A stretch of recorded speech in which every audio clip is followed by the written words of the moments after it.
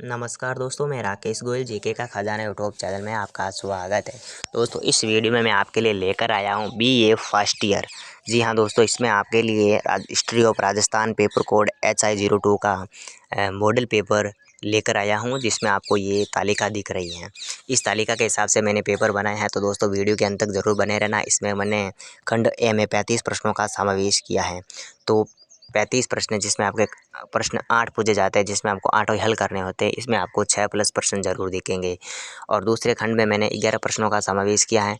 तो मैंने पॉलिटिकल और हिंदी लिटरेचर का जो फर्स्ट ईयर का पेपर बनाया था, उसमें भी आपको पॉलिटिकल मैथ से 16 प्लस प्रश्न दिखे थे, और लिटरेचर में 14 प्लस प्रश्न मेरे मॉडल पेपर के हिसाब से आए थे। तो दोस्तों वीडियो के अंत तक ज़रूर बने रहना है। और आपके जानकारी के लिए मैं बता देता हूँ, मैं सेशन वाइज जो है व्हाट्सअप ग्रुप बना रखे हैं, जिसकी लिंक आपको डिस्क्रिप्शन में मिल जाएगी।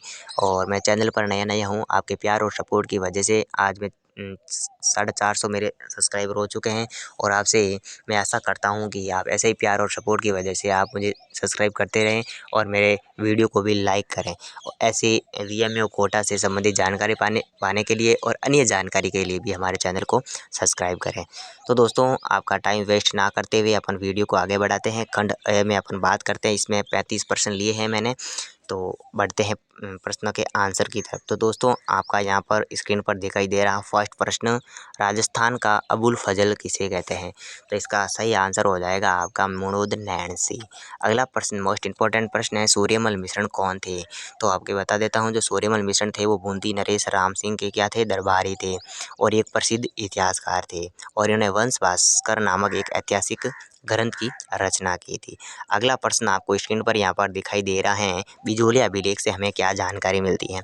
तो बिजोलिया अभिलेख जो हैं जैन श्रावक लोलाख, ये भी आपको ध्यान रखना, ये लेखक हैं बिजोलिया अभिलेख जिन्होंने लिखा था।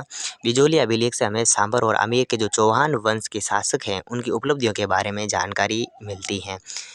अगला प्रश्न आपको स्क्रीन पर दिखाई दे रहा है, चौथा प्रश्न, कालीबंगा की खोज किसने की? तो कालीबंगा की खोज अमलाचंद घोष ने सन 1952 में की थी। पांचवा प्रश्न मोस्ट इंपॉर्टेंट प्रश्न है, महाराणा कुंभा द्वारा निर्मित 2 स्मारकों के नाम बताने हैं। तो आपको यहाँ पर सही आंसर हो जाएगा विजय स्तंभ और अचलगढ़ दुर्ग। दोस्तों, आपकी जानकारी के लिए मैं और बता देता हूँ, मैं ओल्ड पेपर का वीडियो यानी 2018 से लेकर अब तक जितने भी एग्ज़ाम हुए थे, जून और दिसंबर एग्जामिनेशन, वो भी वीडियो में अपलोड करूँगा। तो आप मेरे चैनल को सब्सक्राइब कर दें, ताकि जब भी मैं वीडियो अपलोड करूँ तो सीधा नोटिफिकेशन आपके पास आ जाए। तो अगला प्रश्न की तरफ बढ़ते हैं। तो यहाँ पर है जो है राणा कुंभा द्वारा लिखित 2 ग्रंथों के बारे में। राणा कुंभा द्वारा निर्मित 2 जो ग्रंथें हैं, वो हो जाएगी आपके संगीत राज और संगीत मीमांसा। यानी राणा कुंभा एक अच्छे राजा के साथ साथ, एक पराक्रमी राजा के साथ साथ एक अच्छे लेखक भी थे। अगला प्रश्न है, हल्दी घाटी का युद्ध के पश्चात महाराणा प्रताप ने किस स्थान को अपनी राजधानी बनाया? तो इसका हो जाएगा गोकुंदा। अगला प्रश्न आपको दिखाई दे रहा है, अकबर के समय 2 इतिहासकारों के नाम लिखे। तो ये हो जाएगा आपके बदायूनी, और ये हो जाएगा अबुल फजल। यानी अबुल फजल मुणुद नैणसी को कहा जाता है। तो ये भी ध्यान रखना, मुणुद नैणसी भी आप लिख सकते हैं। अगला प्रश्न आपको स्क्रीन पर दिखाई दे रहा है, कीर्ति स्तंभ के बारे में आप क्या जानते हैं? तो कीर्ति स्तंभ जो हैं, कीर्ति स्तंभ चित्तौड़ शासकों की वंशावली विषयों का वर्णन किया गया। अगला प्रश्न है, जयपुर कब और किसने बसाया? जयपुर जो है राजा जयसिंह ने सन 1727 में बसाया था। अगला प्रश्न आपको स्क्रीन पर दिखाई दे रहा है, बूंदी चित्रकला शैली की प्रमुख विशेषता बताइए। मोस्ट इंपोर्टेंट प्रश्न है, इस काल में मानव आकृति के अतिरिक्त पहाड़ों, नदियों, पशु पक्षियों के अनेक सुंदर सुंदर चित्र बनाए गए। यानी बूंदी चित्रकला के जो तत्कालीन मानव थे, वो प्रकृति प्रेमी थे। बूंदी चित्रकला की दूसरी विशेषता है, इसमें स्त्री की विशेषता बताई गई है। लंबी आकृति बताई गई है, पतली कमर, तीखी नाक और पतली टोडी और बादाम जैसे नेत्र उल्लेखनीय है।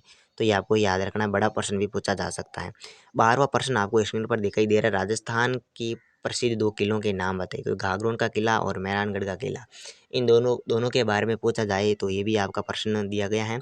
घाघरोन के किले के बारे में आपको बताना है। तो घाघरोन का जो किला है वो झालावाड़ से 4 किलोमीटर दूरी पर अरावली पर्वत की सुदृढ़ चट्टान पर काली सिंध और आहू संगम पर नदियों पर बना हुआ है। यानी ये जो घाघरोन का जो किला है वो झालावाड़ से कितने किलोमीटर दूर है? 4 किलोमीटर। और कहाँ पर है? ये जो है अरावली पर्वत की जो सुदृढ़ चट्टान है, काली सिंध और आहू नदियाँ के संगम पर बना हुआ है, जो एक जल दुर्ग की श्रेणी में आता है। अगला प्रश्न आपको दिखाई दे रहा 13वां प्रश्न स्क्रीन पर, मेहरानगढ़ के निर्माता के साथ इसका स्थापना वर्ष बताना है। तो यहाँ पर आंसर नहीं लिखा, तो इसका सही आंसर हो जाएगा आपका राव जोधा। यानी कि ये जो दुर्ग हैं, मेहरानगढ़ का दुर्ग जो जोधपुर में है, ये राव जोधा ने जो है 1459 में इसकी स्थापना की थी, याद रखना है। अगला प्रश्न आपको दिख रहा है हवा महल। अगला प्रश्न, हवा महल के बारे में आप क्या जानते हैं? तो हवा महल जो हैं, इनकी स्थापना 1700 निर्माण जो 1799 में महाराणा सवाई प्रताप सिंह ने करवाया था। इसमें आपको ध्यान रखना, इसमें बेहद खूबसूरत और आकर्षक छोटी छोटी जालीदार जो खिड़कियां थी, उनकी संख्या 1953 है। अगला प्रश्न है, राजस्थान के 2 भक्ति संतों के नाम लिखे। अक्सर ऐसा प्रश्न पूछा जाता है, तो इसमें मीरा, दादू दयाल रैदास, जाम्बोजी और पीपा जी का नाम आपको याद रखना है। इनके बारे में छोटा प्रश्न पूछा जा सकता है, इसके बारे में बताइए। यानी मीरा के बारे में आप क्या जानते हैं, दादू दयाल रैदास या जाम्बोजी या पीपा जी के बारे में आप क्या जानते हैं। अगला प्रश्न आपको है, ताज उल मासीर का लेखक कौन है? तो इसका सही आंसर हो जाएगा हसन निजामी। अगला प्रश्न आपको स्क्रीन पर दिखाई दे रहा है 17वां प्रश्न, राजस्थान के सर्वाधिक प्रसिद्ध सूफी संत कौन हुए? तो सर्वाधिक प्रसिद्ध जो सूफी संत हुए थे, उनका नाम है ख्वाजा मोइनुद्दीन चिश्ती। तो ये जो थोड़ा लिखने में बोलने में थोड़ा कठिन है, तो इसका आप कठिन प्रयास करें, ऐसा प्रश्न अक्सर पूछा जाता है। अगला प्रश्न, राजस्थान के 4 सूफी संतों के नाम लिखने, तो ख्वाजा मोइनुद्दीन चिश्ती हैं, शेख हमीदुद्दीन है, नरहड़ के पीर है, और पीर फखरुद्दीन है। ये आपको याद रखना है। दो को तो याद रख सकते हैं आप, एक तो आपको ख्वाजा मोइनुद्दीन चिश्ती का नाम रख सकते हैं, और दूसरा जो है पीर फखरुद्दीन है या नरहड़ के पीर है, ऐसा एक याद रख लेना। अगला प्रश्न स्क्रीन पर आपको दिखाई दे रहा है 18वां प्रश्न, मंगल पांडे के बारे में आप क्या जानते हैं? तो मंगल पांडे जो 1857 की क्रांति के क्या थे, प्रमुख नायक थे, और ये बंगाल नेटिव इन्फेंट्री में सिपाही थे, और 29 मार्च 1857 को बैरकपुर छावनी में चर्बी वाले कारतूस का विरोध किया था, और इनको 8 अप्रैल 1857 को फांसी दे दी गई। अगला प्रश्न, ऐसा प्रश्न एक पूछा जाता है अक्सर, मंगल पांडे के बारे में पूछा जाए, या विजय सिंह पति के बारे में, या जो मीरा हैं, रैदास जी हैं, पीपा जी हैं, इसके बारे में, जाम्बू जी के बारे में कुछ पूछा जा सकता है। विजय सिंह पथिक जो हैं, भारत के एक प्रमुख सेनानी थे। इनका वास्तविक नाम क्या था? भूप सिंह था, और बिजोली आंदोलन के दूसरे चरण के जो हैं नेता थे।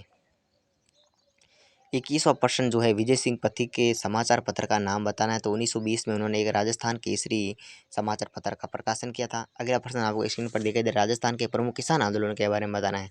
तो यहाँ पर आपको यह नहीं लिखना है, बिजोलिया किसान आंदोलन भीलवाड़ा में हुआ था, और बेंगू किसान आंदोलन हुआ, तो ये आपको बताना है।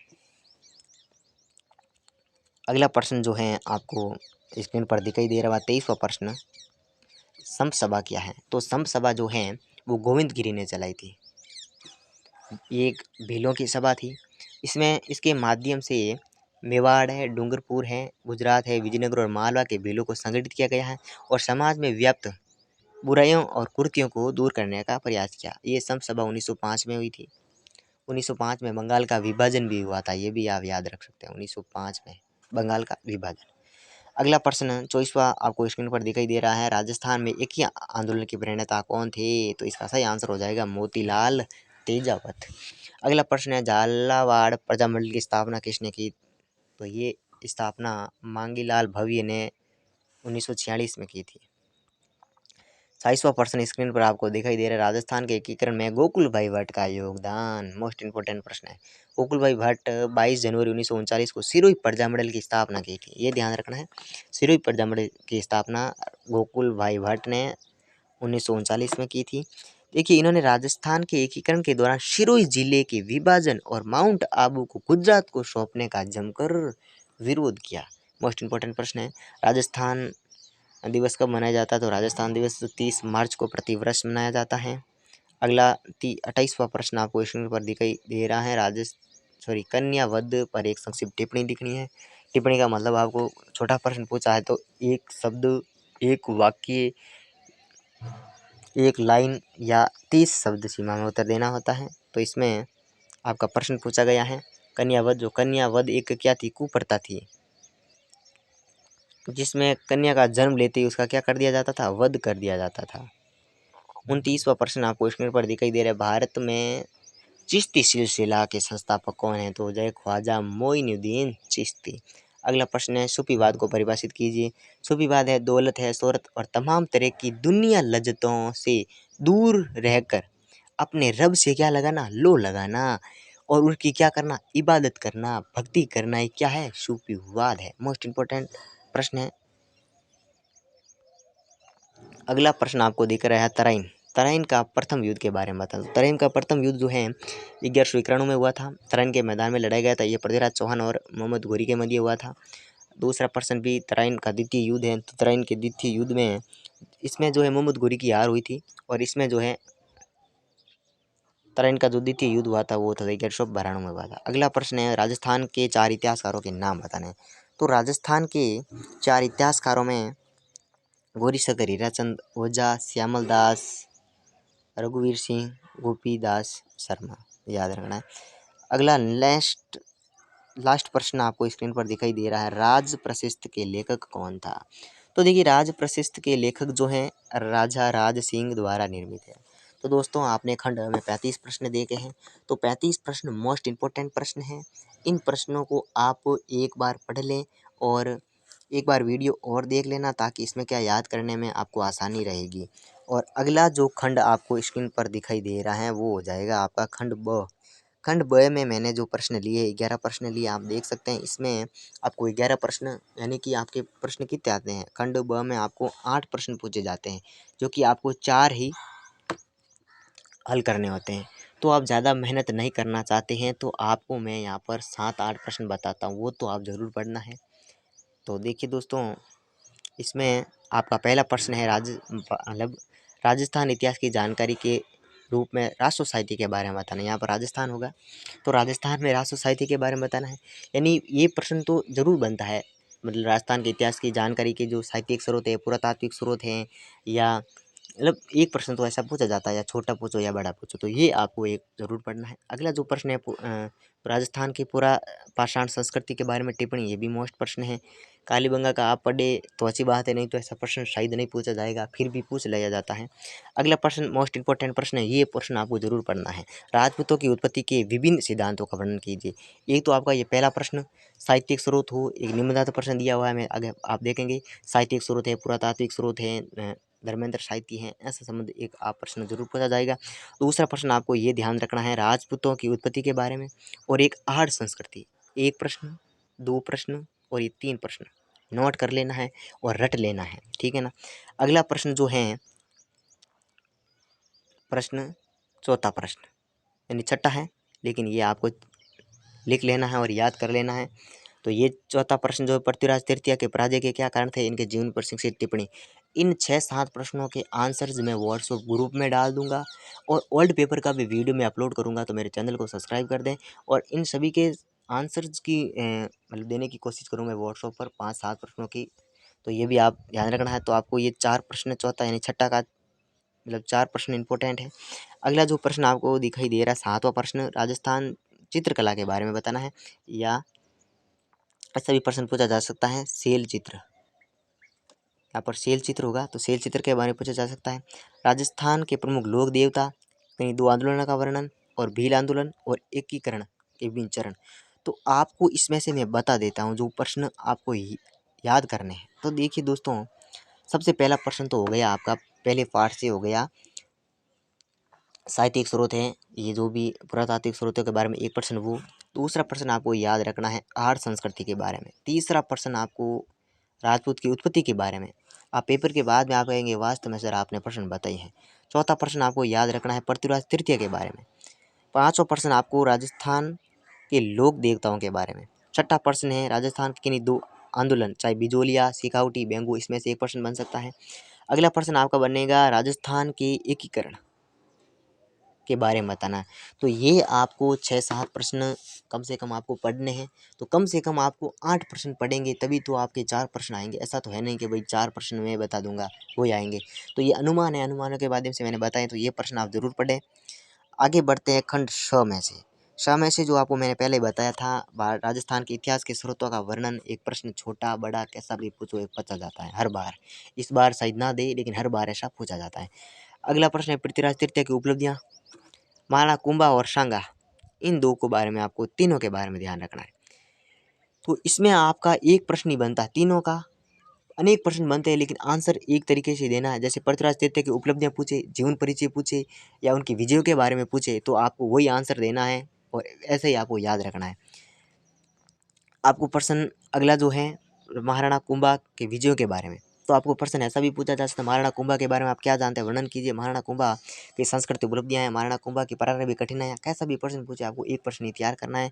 तो वो कैसा भी पूछा जा सकता है, लेकिन प्रश्न एक ही बनता है, सॉरी उत्तर एक ही बनता है।